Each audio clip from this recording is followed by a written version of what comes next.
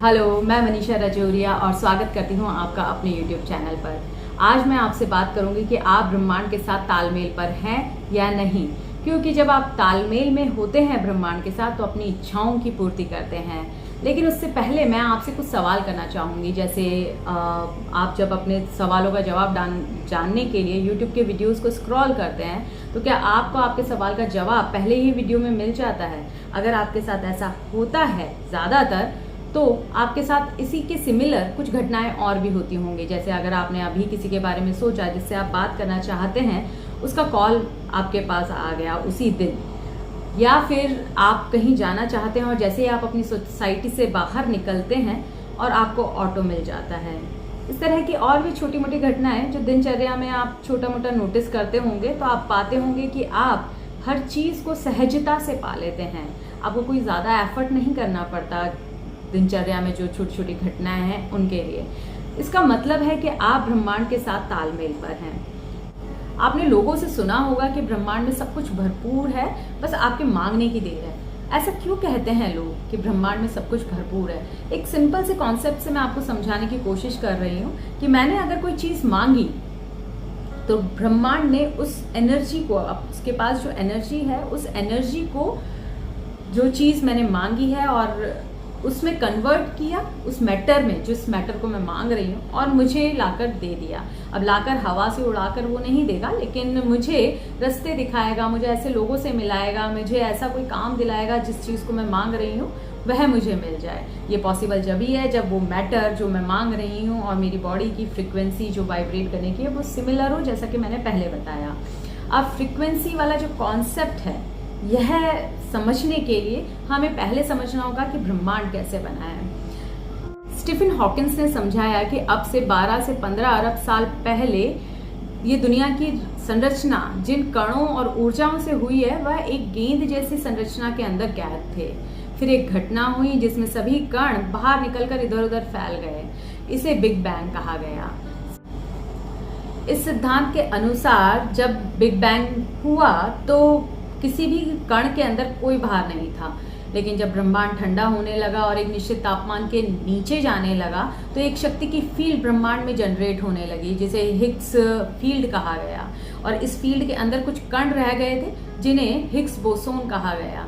जब बाहर का कोई अदर पार्टिकल था, जब इस फील्ड के अंदर आता था तो उसके अंदर वजन आ जाता था। जितना पार्टिकल इस फील्ड के प्रभाव में रहता था उसके अंदर उतना ही ज्यादा वजन रहता था, और जो कण इस फील्ड से बाहर होता था उसके अंदर वजन नहीं होता था। जब कणों में वजन होता है और वो आपस में जुड़ते हैं तो चीजों का निर्माण होता है। इसी तरीके से आकाश गंगा, तारा, सूरज, इन सब का निर्माण हुआ। 1924 में वैज्ञानिकों ने बताया कि इलेक्ट्रॉन की दोहरी प्रकृति होती है, कण और तरंग। शायद अब आपको मैं थोड़ी सी पिक्चर क्लियर कर पाई होंगी कि जैसा कि मैंने आपको पहले बताया कि हर एटम के अंदर इलेक्ट्रॉन होता है और हर चीज एटम से बनी है। इलेक्ट्रॉन तरंग के रूप में ट्रैवल करता है। तरंग के रूप में ट्रैवल कर रहा है तो इसका मतलब उसकी कोई ना कोई स्पीड होगी जिसे हम फ्रीक्वेंसी कह देते हैं।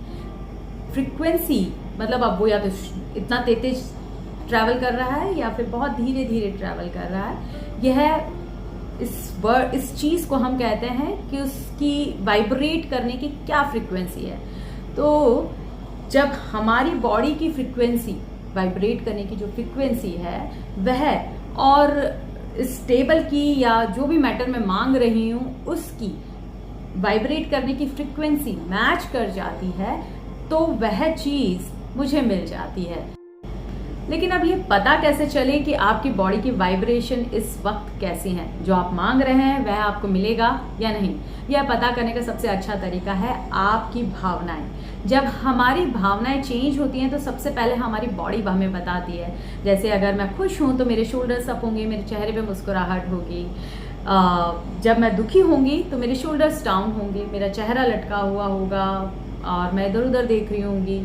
कुछ इस तरह से आपकी भावना ही बताती हैं कि आप जो मांग रहे हैं उसके साथ आप तालमेल में हैं या नहीं। जैसे अगर आपने कोई चीज मांगी तो आप देखेंगे उसके बारे में जब आप बात कर रहे हैं तो आपके पीछे के कानों के पीछे की जो मांसपेशियां हैं वो गर्म हो गई हैं, उनमें कोई संवेदना है, या आप आँख बंद करके जब उसके बारे में सोचते हैं तो आपके चेहरे पे मुस्कुराहट आ जाती है, आपके दिल की धड़कनों में बढ़ने लगती हैं, आपके पेट में गुदगुदी होने लगती है। तो इस तरह की जब भावनाएं आपके मन में आती हैं उस चीज़ के बारे में सोचने पर, तो आप समझ जाएं कि आपके मन में उसे पाने की इच्छा इसीलिए आई है कि आप उसे पाने की ताकत रखते हैं, यानी कि वह चीज़ आपको मिल जाएगी।